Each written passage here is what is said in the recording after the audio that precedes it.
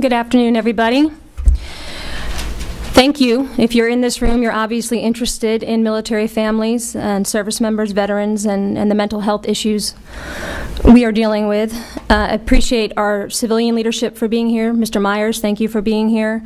Our NGOs, MSOs, all the representatives, and especially, of course, the family members and the veterans and the service members.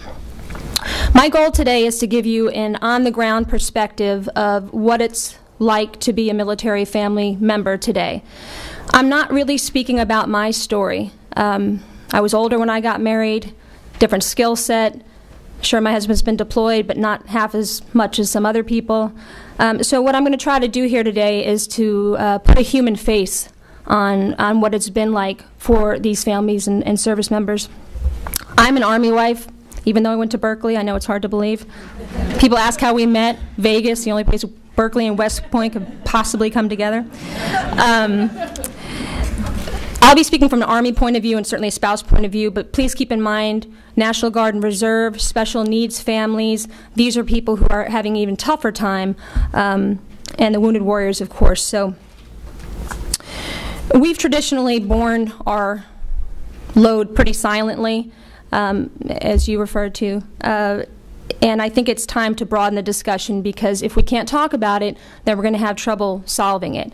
So I'm going to try to do that today, and also provide a bit of an action plan. First slide, please. This pretty much says it all.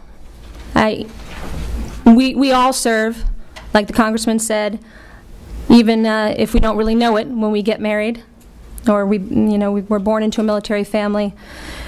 This is a moral imperative.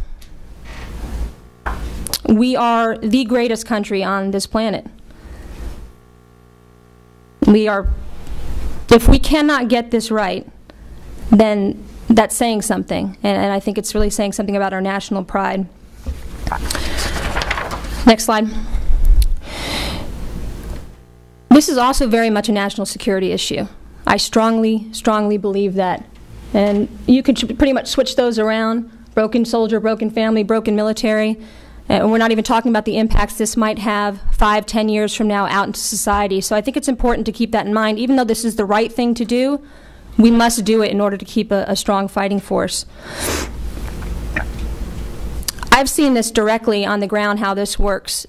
During my husband's first deployment, when he was in battalion command, we had to bring home 3 soldiers because their families imploded, and I, as a volunteer, did not have the resources to keep that from happening. Alternately, when we were able to support the families and do something nice for them, we would get emails back thanking us for taking care of their families so that they could focus on the mission.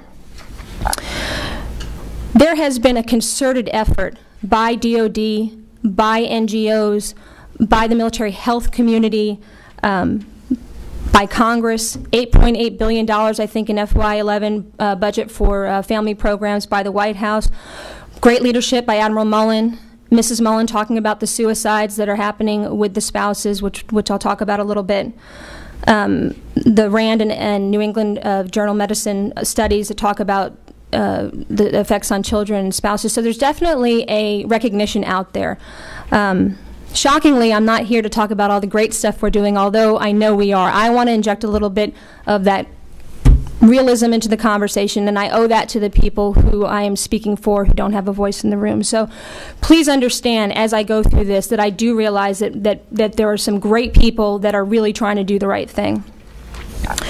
But talking about the mental health and emotional health of families is not the victory, because we're really having this conversation about 8 years too late. So it's really important that as we talk about this kind of stuff, we actually have action plans behind it. Regardless of the efforts that have been made, the situation on the ground is getting worse, and I'm speaking from firsthand experience. Divorce, abuse, substance abuse, mental health issues, and suicides. There's a lot being lost in translation. I'm going to read a quote from a young lady that emailed me after the op-ed ran. And she puts it perfectly. I neither expect nor want formal recognition of the sacrifices I make for my family, my husband, and my country. But I do not want to pretend that I'm not suffering, that it is not a sacrifice, nor that I'm doing it willingly. I don't want to be part of this wink-wink, nudge-nudge arrangement the Army has with spouses. The Army is not an equal partner in this bloody dance into which they've drawn so many families. But if they're going to make me dance, they should at least provide the accoutrements and stop pretending that shoving me into a dark room with a static-filled radio is worth the price of admission. There's a lot of frustration down on the ground.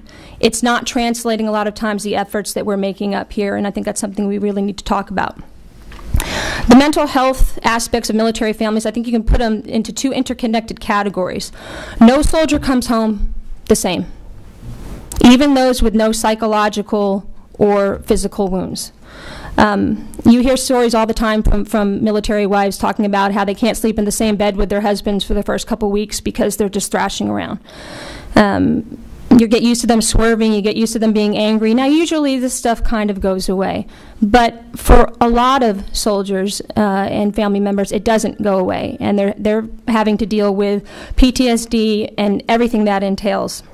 So dealing with your own service members' mental health issues is one stressor. And then there are our own stressors. Of course, being worried about our husbands or our service members. I had one girl talk about praying that the chaplain sedan's not going to be in front of her house every time she turned the corner. So that worry, that fatigue, that anxiety.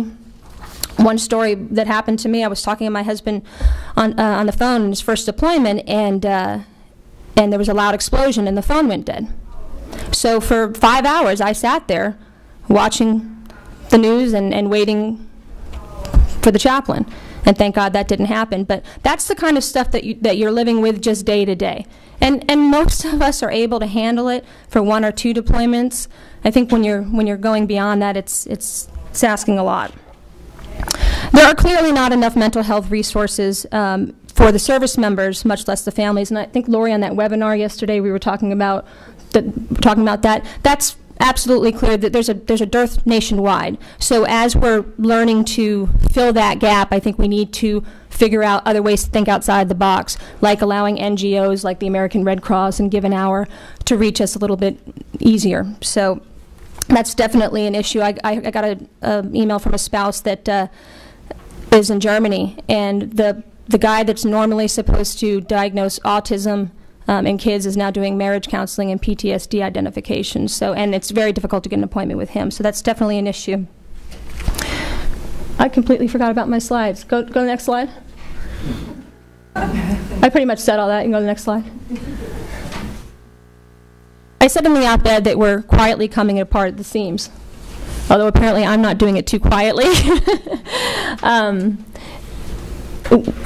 The military has traditionally relied on spouses to take care of other spouses, which has worked up until now, pretty much. We can't rely on this, what I consider 1950s model of you get a soldier and you get a wife, and we're going to be able to take care of each other. We just can't do that anymore. It's beyond us. We definitely need more help. It's not that we don't want to help.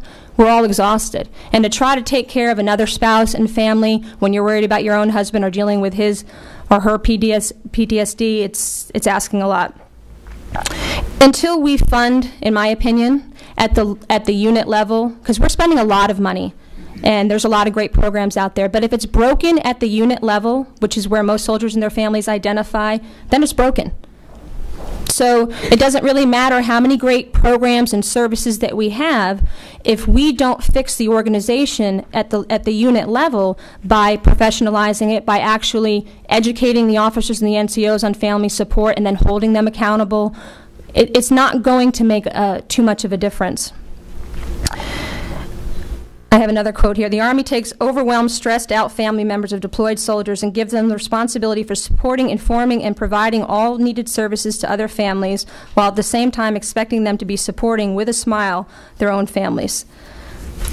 So, heard it right from the horse's mouth.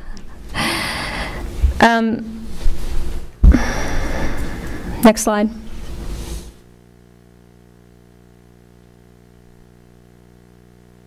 Peggy was actually my first mentor in the at Fort Sill. She, like the other 2 wives I'll talk about, was an incredibly strong person. Her situation, she was drill sergeant's wife. She's the one who taught me that bless your little heart was not a nice thing to say. People were blessing my heart left and right out there in Fort Sill, and finally she's like, oh. Peggy's husband